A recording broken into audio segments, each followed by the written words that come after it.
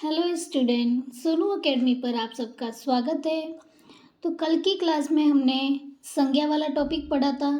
तो चलिए आज हम पढ़ते हैं संज्ञा के भेद, है ना। तो संज्ञा के भेद कितने होते हैं? कल मैंने आपको बताया था कि संज्ञा के जो भेद होते हैं वो होते हैं 3, जिसमें फर्स्ट था अपना व्यक्तिवाचक संज्ञा, दूसरा था जातिवाचक संज्ञा और तीसरा था भाववाचक संज्ञा। तो चलिए आज हम फर्स्ट पढ़ते हैं व्यक्तिवाचक संज्ञा किसे कहते हैं। व्यक्तिवाचक संज्ञा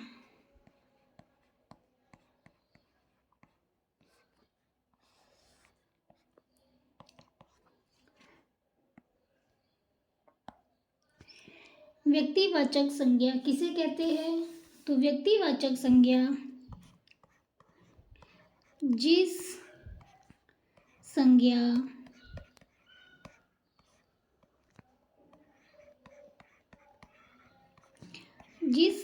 शब्द से किसी विशेष प्राणी,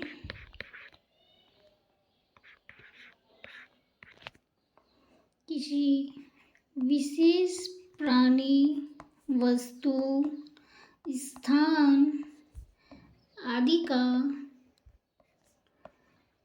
क्या हो? बोध हो,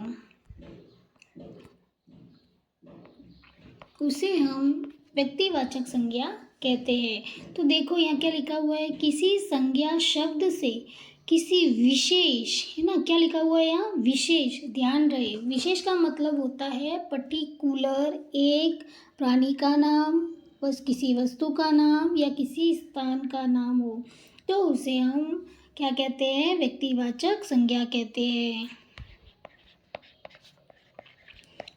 उसे व्यक्तिवाचक संज्ञा कहती है। ठीक है, जैसे एग्जाम्पल,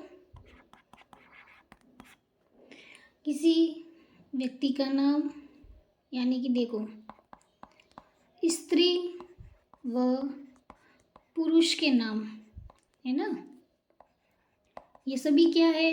व्यक्तिवाचक संज्ञा। जैसे मैंने किसी स्त्री का नाम ले लिया, है ना, लक्ष्मी।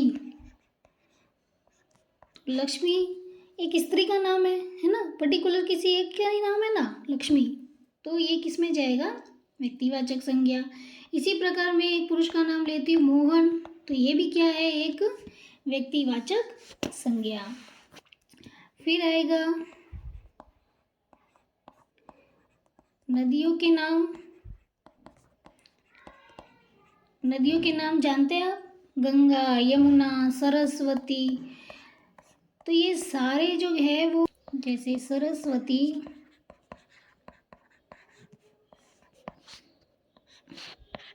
यमुना, तो ये सब क्या है? नदियों के नाम है। इसी प्रकार देशों के नाम क्या होंगे?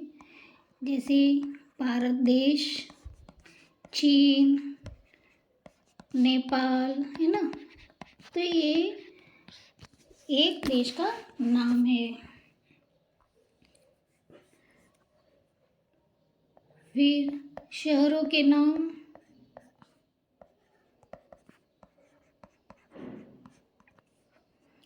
जैसे जयपुर, जोधपुर, सिरोही, ये सभी क्या है? व्यक्तिवाचक संज्ञा। दिशाओं के नाम,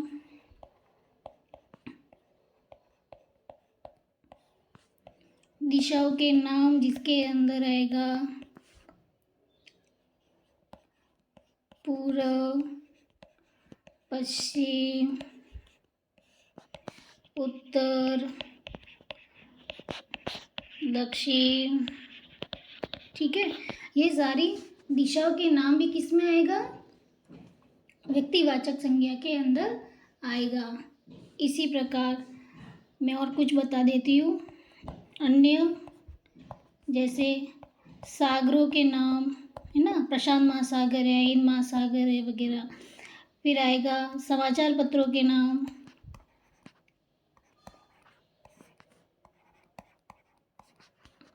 समाचार पत्रों के नाम। इसके अलावा अपना होगा किसी किसी स्थान का नाम, जैसे कि है, चलो, ग्रंथ का नाम,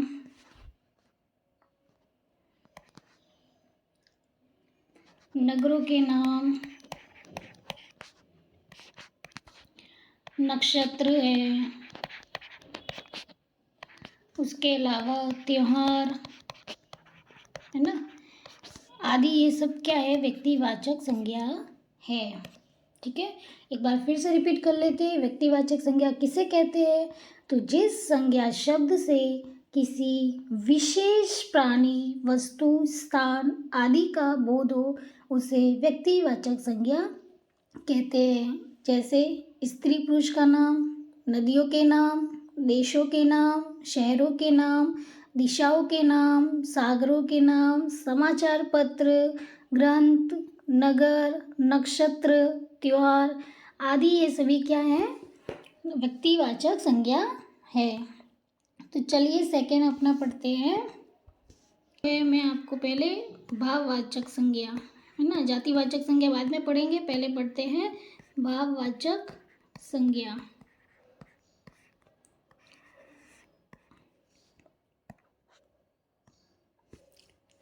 भाववाचक संज्ञा पढ़ते हैं। भाववाचक संज्ञा किसे कहते हैं? तो इसको सिंपल भाषा में कहा जाए तो क्या है ये? तो ये क्या है? स्वभाव वाली संज्ञा। कैसी संज्ञा? स्वभाव वाली संज्ञा। चलिए इसकी परिभाषा पढ़ते हैं। किसी पदार्थ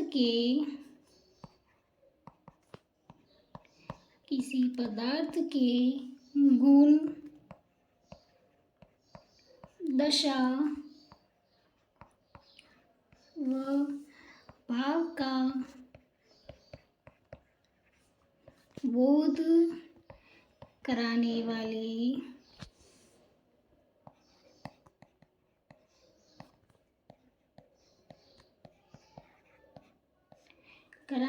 संज्ञा भाववाचक संज्ञा कहलाती है। कौन सी संज्ञा कहलाती है?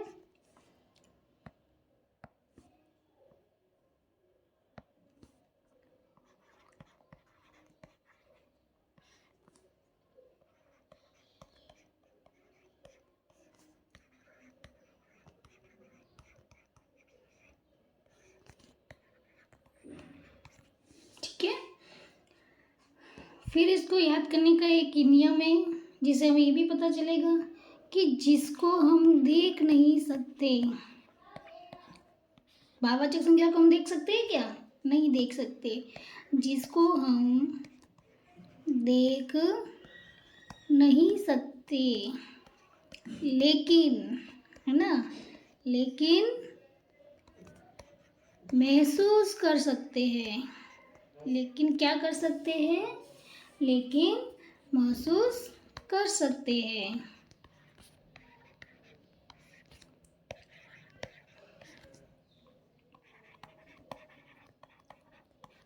महसूस कर सकते हैं। तो मैं आपको एक ट्रिक ये दूंगी कि आपको भाववाचक संज्ञा में क्या करना है? महसूस कर सकते हैं, ठीक है, स्पर्श नहीं कर सकते, और भाववाचक जो संज्ञा होती है वो हमेशा किस में होती है? एक वचन में होती है। ये छोटा सा याद करने के लिए। तो चलिए इसके एग्जाम्पल क्या क्या है देख लेते हैं। इसके एग्जाम्पल है जैसे सुख, दुख,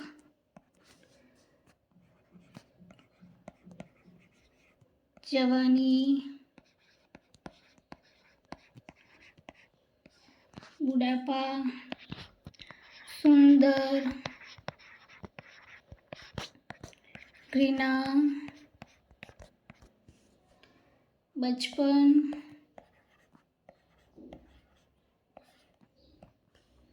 क्रोध, प्रेम, उन्नति, सर्दी, गर्मी,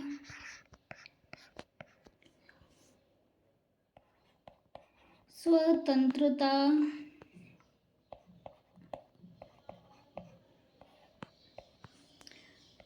परतंत्रता,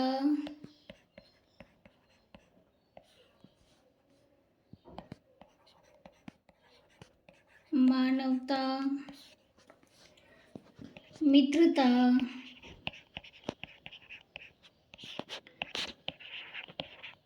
डर, भय,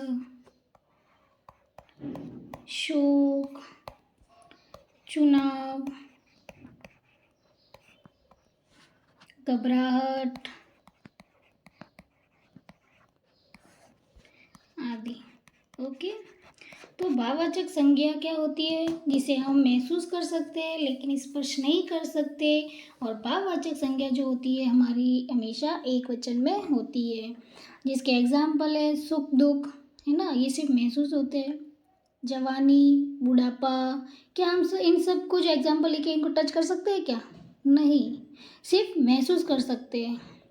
तो चलिए आगे हम पढ़ते हैं अपना जातिवाचक संज्ञा। थर्ड है जातिवाचक संज्ञा।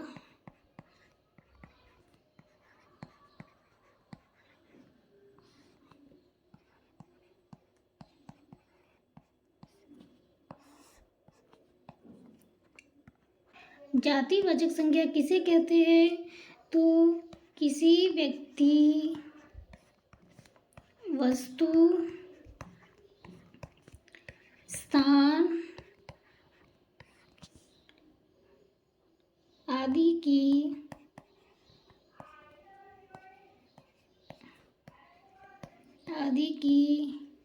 पूरी जाति व पूरे वर्ग का, है ना, पूरे वर्ग का बोध कराने वाली संज्ञा क्या कहलाती है? जातिवाचक संज्ञा कहलाती है।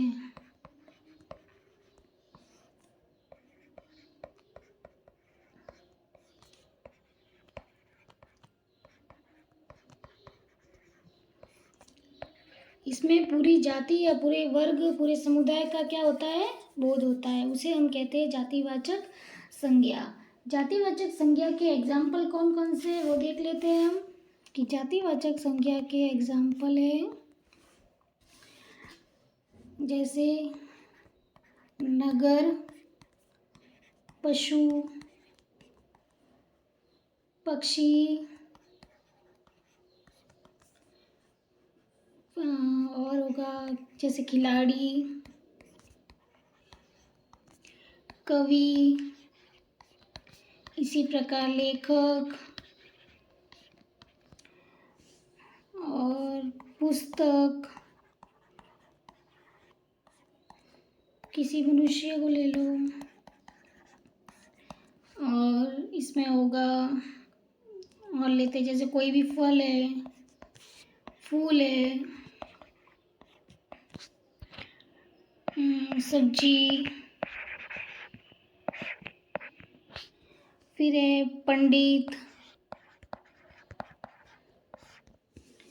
इसके अलावा ये देखो तो सब क्या है, ये जो एग्जाम्पल है, जैसे कि देखो नगर, सिर्फ ये बोला कि उस नगर में वो रहता है, तो नगर यानी पता नहीं कौन सा नगर है ना, उसे सिर्फ क्या बोला है? उस नगर में। तो ये नगर जो शब्द है, जब इसका नाम नहीं लिया जाए कि वो नगर है या फलाना नगर है, तो इसका कोई नाम नहीं है, पर्टिकुलर नाम दिया होता तो वो किस में चला जाता, व्यक्तिवाचक संज्ञा में। लेकिन इसका कोई नाम ही नहीं बोला है, सिर्फ इसमें ये बोला गया है कि उस नगर में वो रहता है। तो उस नगर यानी कि वो नगर, पता नहीं कौन सा नगर है, इसलिए वो ये जो नगर शब्द है वो किस में चला जाएगा, जातिवाचक संज्ञा में। इसी प्रकार पशु, पशु नाम लेंगे तो सारे पशु मिक्स हो जाएंगे ना। ये तो बोला नहीं इसने कि शेर है, चीता है, गाय है, भैंस है, ऐसा कुछ नाम तो लिया नहीं है उसने। तो इसने क्या लिया है, पशु। तो पशुओं के नाम जो ये सारे हैं ये भी जातिवाचक संज्ञा। पक्षी भी है, ये भी सारा जातिवाचक। खिलाड़ी, कोई भी खिलाड़ी हो सकता है। कवि, कोई भी कवि हो सकता है, चाहे हिंदी इंग्लिश किसी का भी हो, चाहे भक्ति काल का हो, सगुन कवि हो, मतलब कौन सा है ना पता नहीं हमें। लेखक, इसी प्रकार पुस्तक है, पता नहीं कौन सी पुस्तक है। मनुष्य, मनुष्य के अंदर सब मनुष्य आते हैं।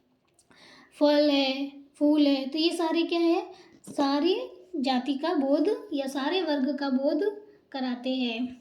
इसी प्रकार पहाड़ ले लो, है ना, पहाड़ का नाम ले लेंगे हिमालय तो व्यक्तिवाचक संज्ञा होगा, लेकिन सिर्फ ये बोलेंगे कि पहाड़ तो फिर किस में जाएगा, जातिवाचक संज्ञा। इसी प्रकार लेंगे स्त्री, स्त्री शब्द बोल दिया तो जाएगा जातिवाचक संज्ञा में, लेकिन स्त्री का नाम ले लिया किसी का तो हो जाएगा व्यक्तिवाचक संज्ञा। हिंदी में ऐसा कहा जाता है कि कोई बोलते हैं कि संज्ञा के 3 भेद होते हैं, कोई कहते हैं कि 5 भेद होते हैं, लेकिन रियल में संज्ञा के 3 ही भेद होते हैं, व्यक्तिवाचक संज्ञा, जातिवाचक संज्ञा और भाववाचक संज्ञा। लेकिन ये जो 2 पीछे बचे हैं ना वो जातिवाचक के ही भेद है, जिसको जातिवाचक के अंदर ही गिना जाता है। तो चलिए उनके बारे में हम देख लेते हैं कि जातिवाचक संज्ञा में और 2 कौन कौन से आते हैं।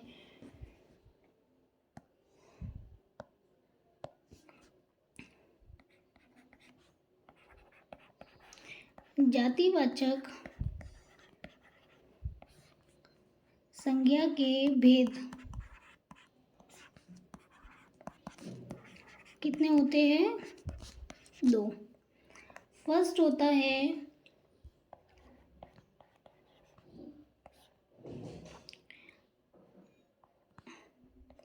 द्रव्यवाचक या पदार्थवाचक, और सेकंड होता है समुच्चय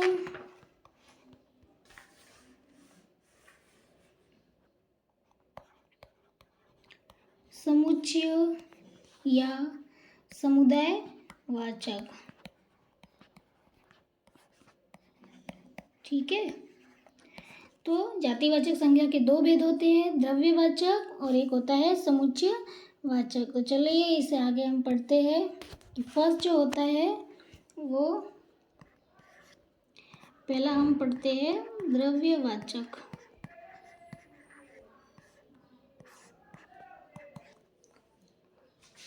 द्रव्यवाचक संज्ञा की परिभाषा देखते हैं।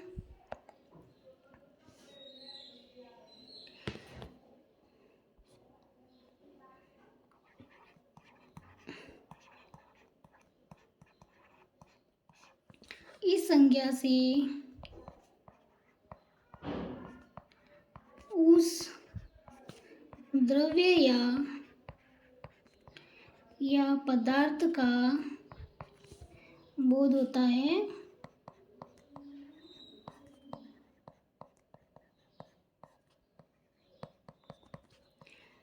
जिसे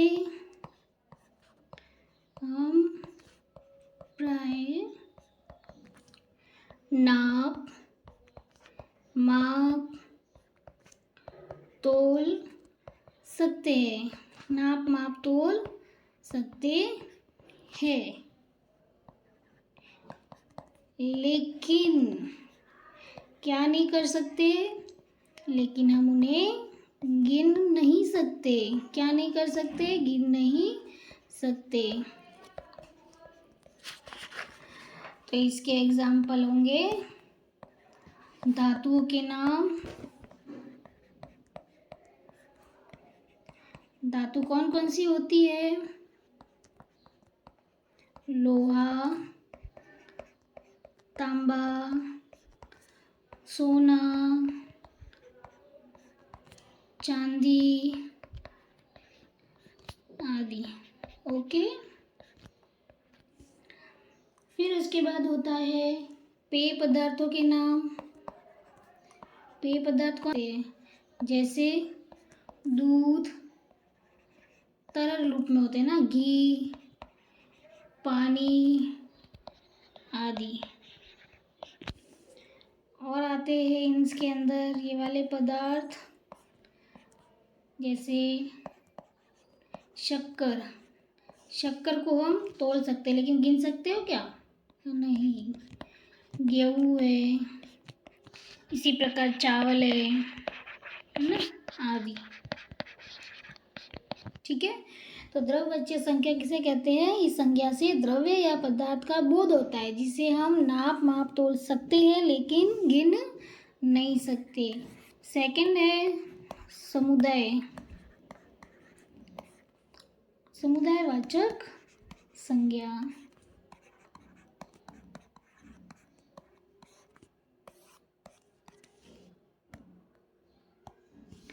समुदायवाचक संज्ञा में क्या पढ़ेंगे कि इस संज्ञा से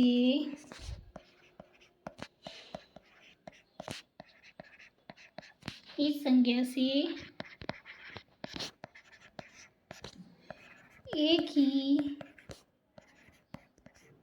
ही जातियों के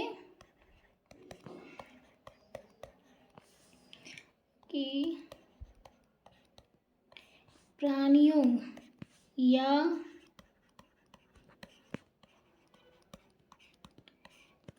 या वस्तुओं के वर्ग का क्या होता है? बोध होता है। वर्ग का बोध होता है, उन्हें हम समुदायवाचक संज्ञा कहते हैं।